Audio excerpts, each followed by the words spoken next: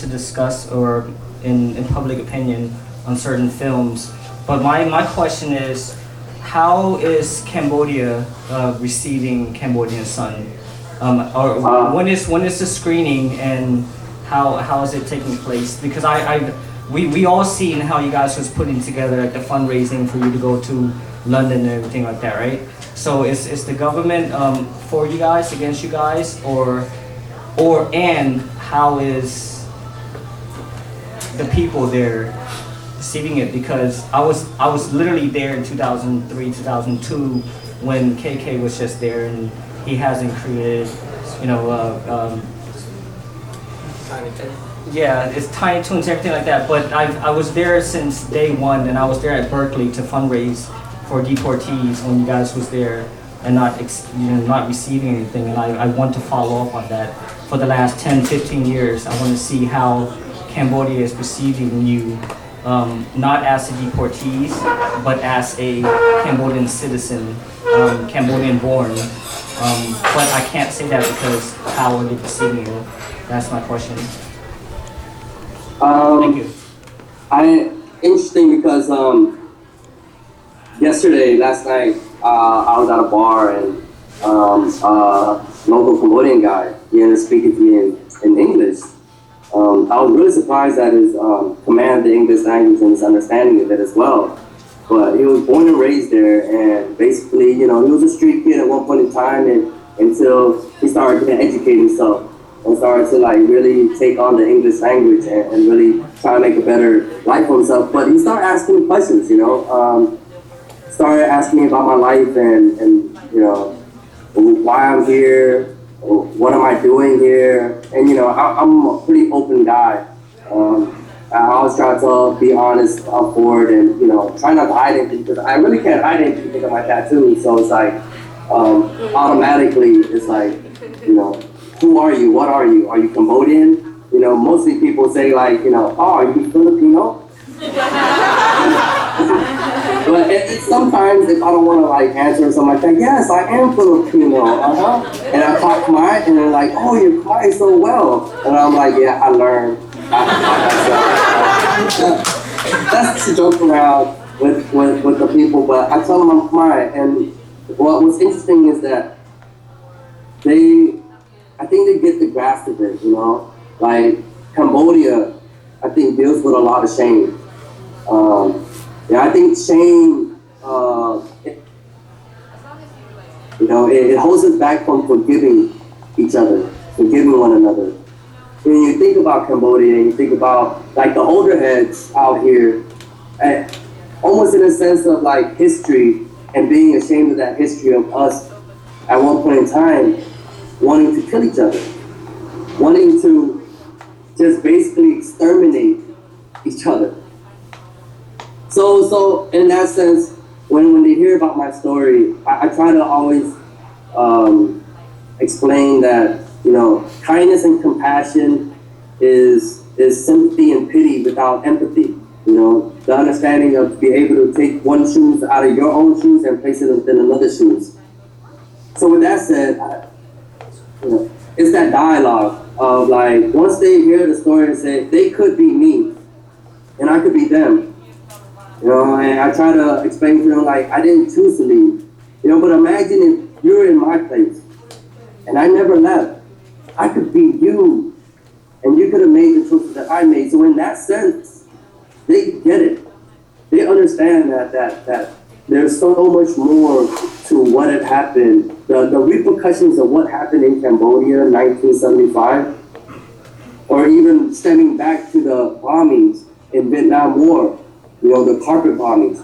Those actions are still being felt today. So in a sense, it's this Cambodian Son, it represents that. It talks of the past. It makes us deal with the past, it confronts the past, as well as where we're at now. What's relevant now. But also Cambodian Son, I feel, has an opportunity to change the future as well. And I think that's, having that three of touching on the past, touching on the present, as well as hoping to touch the future.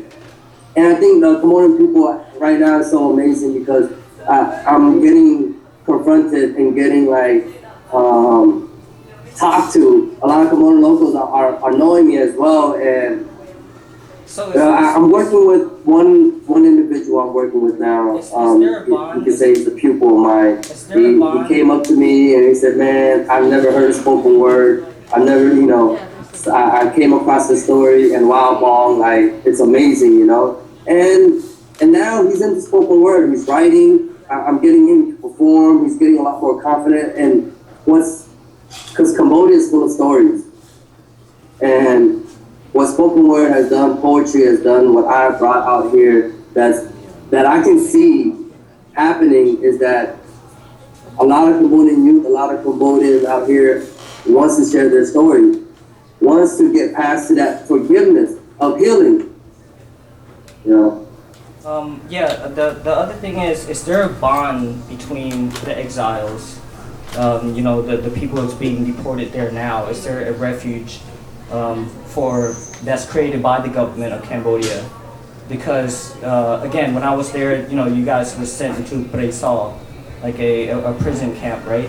Is there a refuge that's created by an organization that we need to know so we can support? Because it's being sent, we have deportees that's being sent out every other month or every other 6 months or so on and so forth. So you are our insider, and you are also the poster child for deportees as we're speaking now. So is there any other things else that we need to know to help out? I hate to hear the story of deportees going over there and they go off the grid, they end up committing suicide, they going up and getting on drugs. But there are success stories of becoming filmmakers and entrepreneurs. So again, we all here wants to know, is there an organization that you support, that we should support and look into and helping deportees when they get to Cambodia? Yeah, again, there's an organization called RISK. They deal with it's United States government funded, although their budget funding has been cut drastically. They can help those that are being deported with mental health issues. Not NGOs wise. NGOs is nonprofit organizations, but I meant like government funded organizations where the government is helping to help them get back on their grounds, back on their feet. Yeah,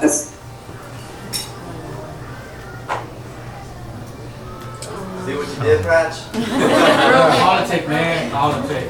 I think we all need to know because There's we none. need, it's a world apart, and we can't. Oh, go ahead and accept that result. Accept it. Just a little video on the camera. Touch the video? There's no video right now. hello. Yeah. Can you hear me still? So please just, give us your wisdom and give us your information and your knowledge on who we should. Your video got turned off. Just press the video button. I hope you guys can still hear me, but so there's a lot of programs that are out and about. Persang is one of them. Tiny Toons, as you well know, they do a lot of good work with at-risk youth out here in Cambodia. KK, he's been doing an amazing work since he's been out here. I wanted to, I thought about that, I thought about like uniting, like as far as like the deportees, exile communities.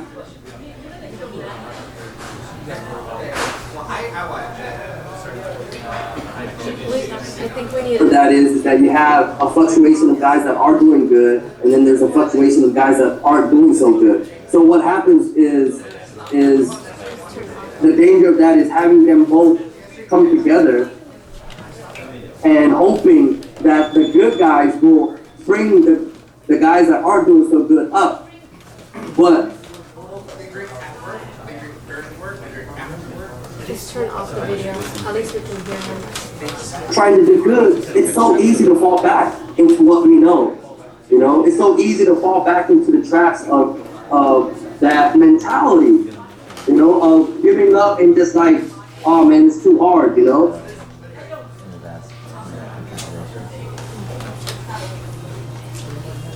Well, I haven't found a way to find the middle ground yet, but I do hope that it will materialize somehow in the future with more people being aware, more people wanting to do good.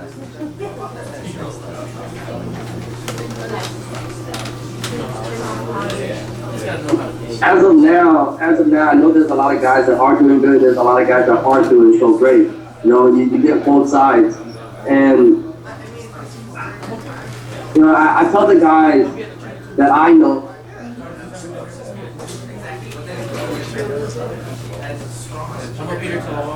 Hard it gets, you know, to just do good, and hopefully I can make some type of leeway to where something does, you know, some type of foundation does get built.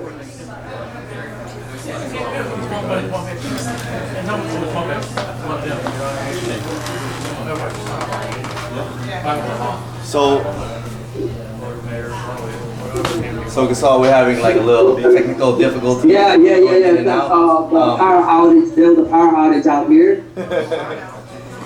Okay, so but we want to go ahead and something that I want to ask you is going into or after the Cambodian Son movie, what is your next step? What is your next vision going forward as far as Kosal as the poet?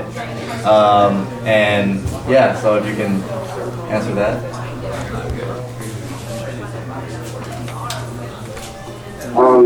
A book deal is in the works. I'm looking to write a memoir. We're working with Versus in Exile, which is partnership with Cam and as well as PBS online series.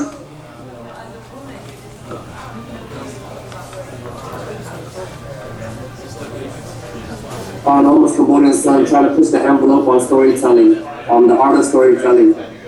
Also, travel. Seeing the world. I want to like really actually like get invited to